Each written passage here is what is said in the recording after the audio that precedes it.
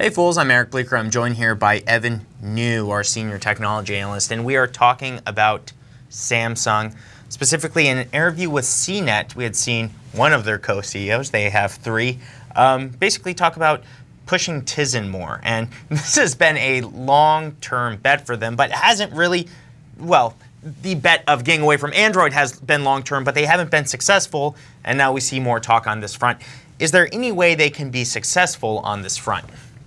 Tizen's been around, it's been in development for a really long time, and everyone's been looking at it being like, hey, this looks like Samsung wants to move away from Android.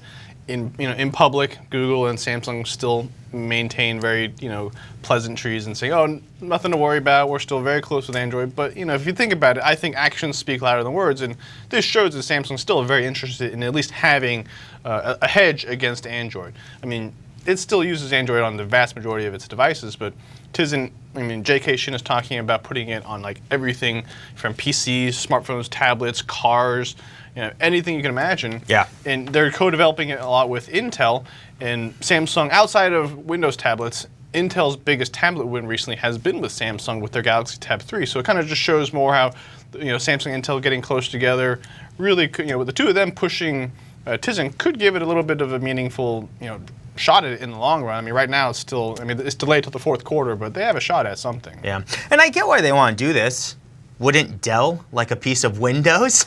It just makes a lot of sense, but let's establish some background here as well. Intel had famously worked with Nokia on MeeGo, another mobile operating system. We know how that went, and we know how hard it is moving past a couple dominant mobile operating systems. We've seen Windows Phone trying to get into the space with a huge budget behind it and Microsoft's resources.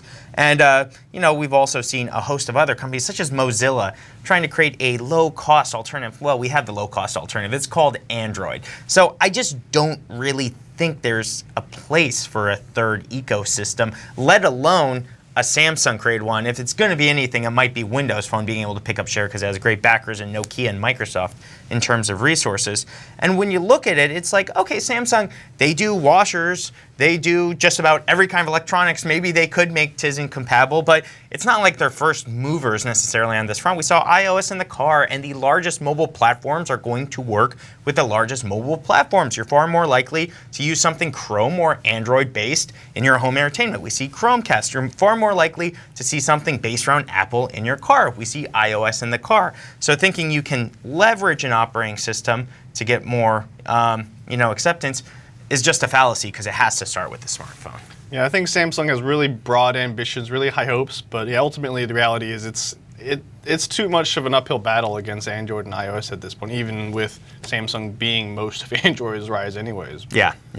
So Apple shareholders, Google shareholders, don't even bat an eye at this threat. And for all your news on the mobile world, make sure to check back to Fool.com. Fool on.